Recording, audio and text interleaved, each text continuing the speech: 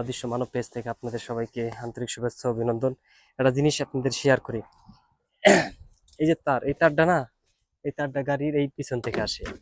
তাই আমি একদিনকে এমন টান দিছি পর এটা এসে আমার মাথার উপরে পড়ছে। এটা হবে মনে করেন 20-25 কেজি এই মাথার উপরে পড়ছে। আমি তো মনে করেন পুরোই অজ্ঞান, কারণ আমি যখন টান দিছি ফিরে তারটা, এই তারটা যখন আমি টান দিছি তখন সেটাও আমার মাথার উপরে এসে পড়ছে। ভাই জীবনটা বাইরে গেছে ডাইরেক্ট। এটা ভাই 20-25 কেজি। ওটার স্পিরিং খারাপ আসল দেখে টাস করে পড়ছে। আর এটা হলো আসলি ক্যাবরেজ গাড়ি, তো আসলি কালারই।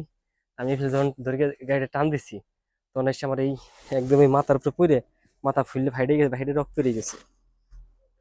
ক্যাব পরা ছিলাম, তারপরে আমার মাথাটা ফাইডে গেছে।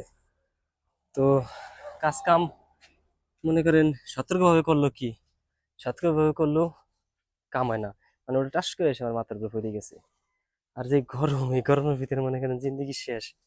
এই যে এই তারটা টান দিছি পর টাস করে মনে করেন ওরে আবার পড়ে গিয়ে আমার মাথার উপরে আপনার গিয়ে এসে পড়ছে, মাথার উপরে। মাথার একদম ফাইটে গেছে, এই ফেলে এসে পড়ছে না, মাথা ফেটে গেছে।